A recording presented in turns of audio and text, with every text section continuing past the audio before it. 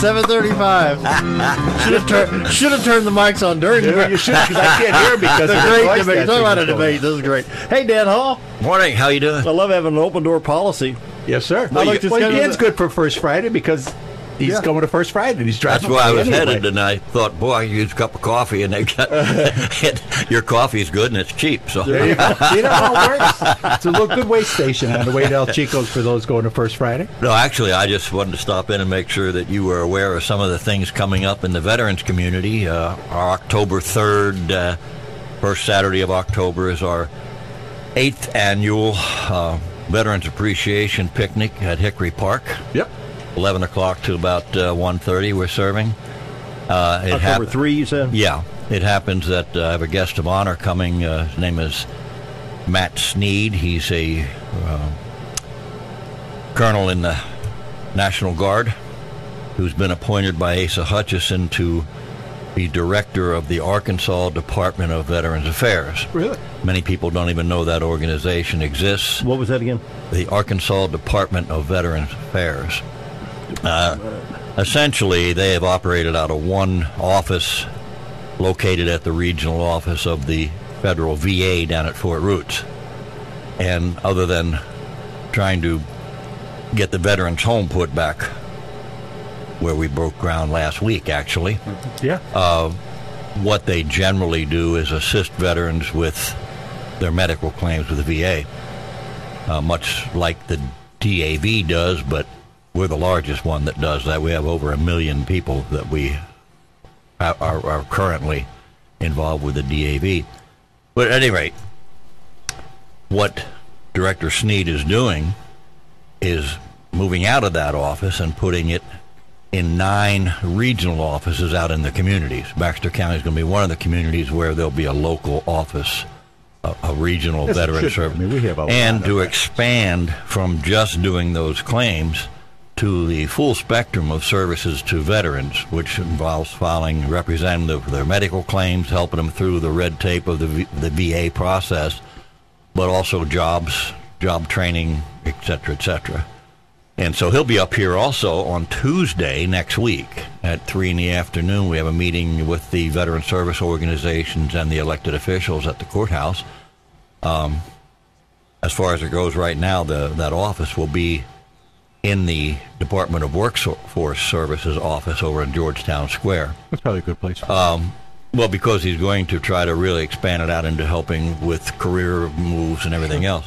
There was some question about whether we could put that office at the Shed Center on campus, and of course, I think everybody in the world would rather have an office in our beautiful community college campus than somewhere else, but that's up in the air whether that's feasible or economically feasible or administratively practical. Mm-hmm. But all that, he's just going to be here next Tuesday and kind of let people know that organization is expanding and going to really try to streamline the services to veterans.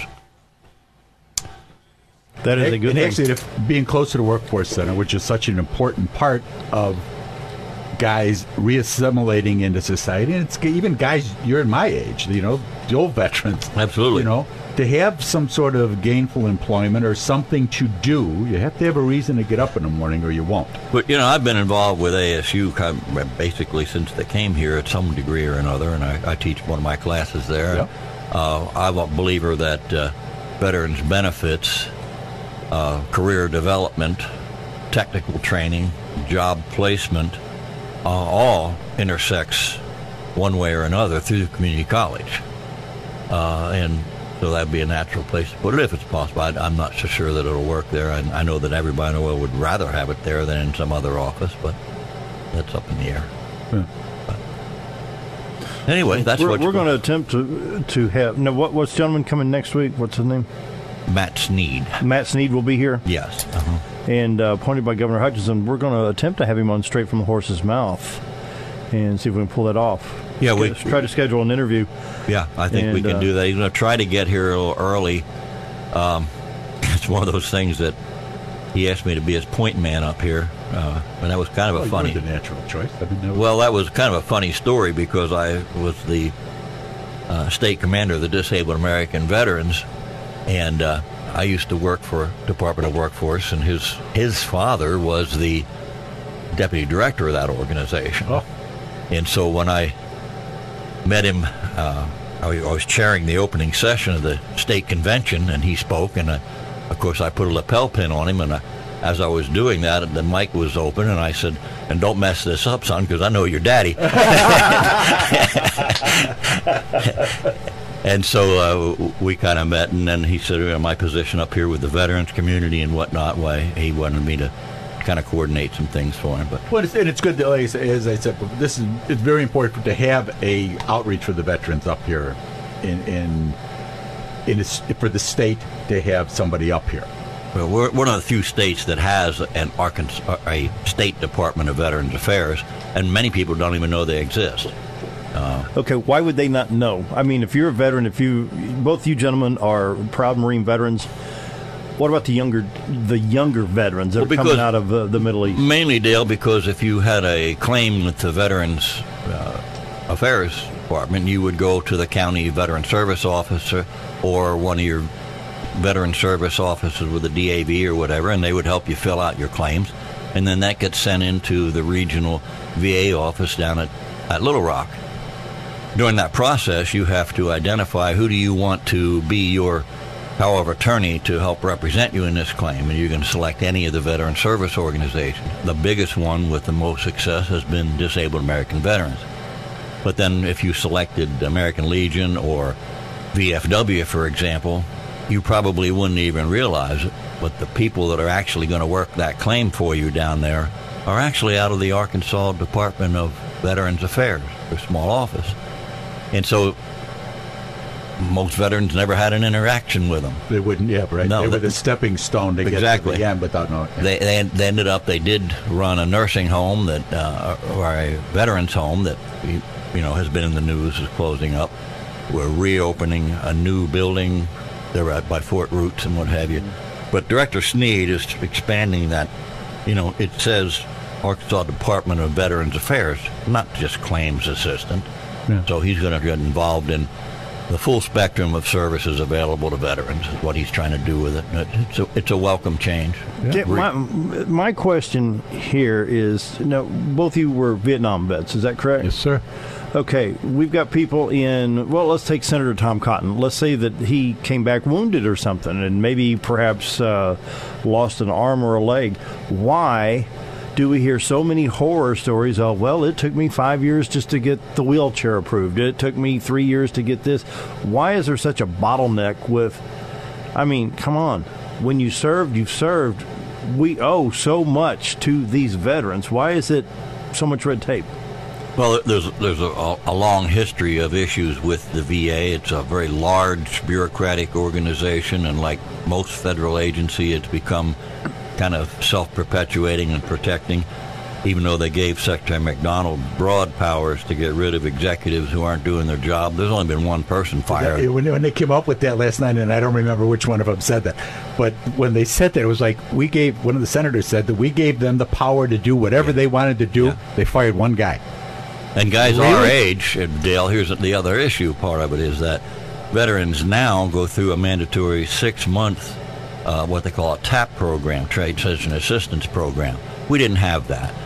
Veterans for the Vietnam era were really kind of sold out by John Kerry and Jane Fonda, and came home to a college environment that disrespected their service, and a federal government that pretty much abandoned them. It took almost 40 years before the VA ever admitted Agent Orange, for example, ever caused any distress. It took that same amount of time before they admitted that PTSD was real. And so, actually, the fact of the matter is, the year 2014 saw the highest number of Vietnam-era veterans come into the VA system, because also back then, there was no Americans with Disabilities Act. And so many veterans came back and they hid whatever disabilities and problems they had so they could compete in the civilian job market. They had no protection from job discrimination. And I think a lot of them came back with the same attitude and based themselves on their mentors who had been the greatest generation. Sure. Those guys who came back from World War II and just came back home. They put down their helmet, they picked up a hard hat, their lunch bucket, and went right back Sure. into society, carrying all of that with them. And they were like, I'm tough and I can do this, and that's. They asked for nothing. They didn't really know that they even had a veterans affairs out there that could help them. And so as later in life, when these things they compartmentalized began to come up on them, that's why you're getting into 5 years and so on to get a claim through. It's like the whole thing is like, hey, you're 60 years old and all you're suddenly now having this, well... No, I've been carrying it around. You carry it around, and that's all you do. You say, okay. I was very privileged several years ago to be able to go to the Vietnam Memorial Wall in Washington, D.C., and it's quite the moving experience, not having any family at all in Vietnam. When you walk, it's just like going through the Arlington National Cemetery. I mean... That's funny. You called it a privilege. I called it a duty. It took me a lot of years to have the courage to do it. Really? Yeah. I bet. Well, but that was the difference. Exactly. That's the difference in perspective of the two. Yeah, absolutely. It's overwhelming to comprehend. I was young in the 60s and early 70s. I mean, that was my elementary school and junior high years, you know. To walk past the Vietnam Memorial, you know, and to walk into Arlington, you really can't speak. You get this lump in your throat as you walk by. It's tough. Well, we did our battalion reunion in D.C. a few years ago. Oh, did you? And we were invited by Headquarters Marine Corps to attend the sundown parade there at 8th and I Street. And we had a couple buses pull in our battalion of guys.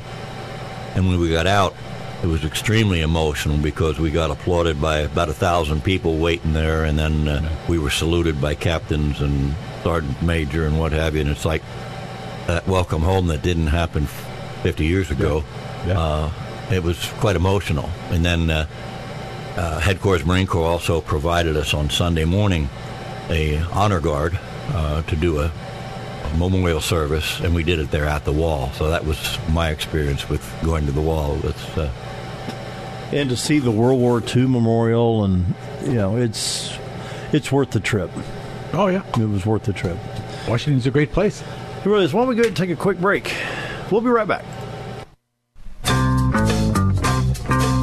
7:51 on a rainy Friday morning.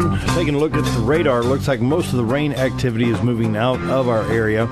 I'm looking at Springfield, Branson, Harrison. There's just kind of a light shower activity right now, but looks like a pretty good little small storm in southeast.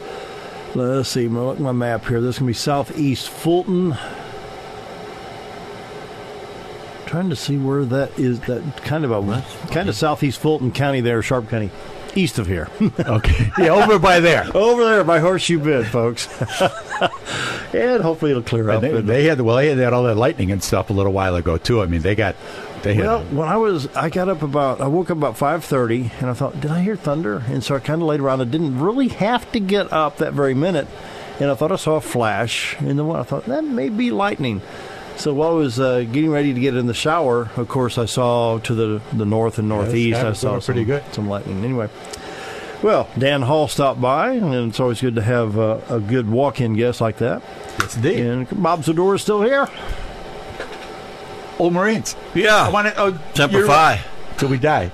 Your concealed carry class, I mentioned last week, and something that came up with you and Linda when she got renewed, was that people need to keep their addresses current. Oh, yes. Yeah. So if you maybe touch on that. You're required, basically, as a licensee to, if you change address or whatever, within 30 days, notify the Arkansas State Police. And you do that. You can do it online, or you can get a hold of me, and I've got the form. They don't charge you anything. They just change it in the computer. Unless you want a duplicate license issued with the new address, then they're going to charge you a $15 duplication fee. But if you don't do that, then when there's information that you need to have, like your license is going to expire in 90 days, you're not going to get a notice, right, because those things are not forwarded by the Postal Department. So, it's important that you keep that up. And which is what happened to us, Linda. Was like Linda's we got her birthday taken care of. Oh, yeah. I've got our class at ASU, actually, on the 15th. Okay. From 8 to about 1 o'clock in the afternoon, we're done. stay busy with it. I do at least one class a month. And how they get a hold of you, Dan? 421-2322. And it's well worth taking the class. I know that there's some others that teach as well, but take the class and have your card. Keep it legal.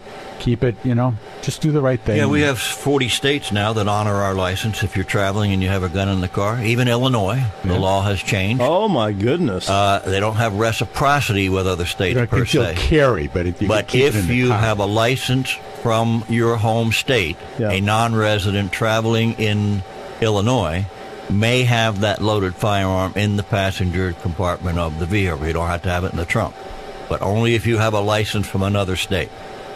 And it doesn't apply to a resident who don't have a license.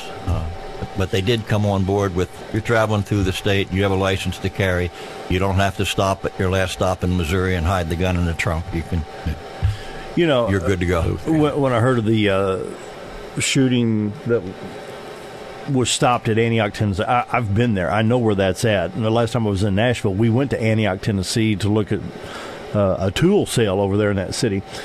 And they said that the suspect had a history of mental illness. I think there was more suicide by cop than anything else on that one. He did everything he could possibly do to get himself killed. Thank God.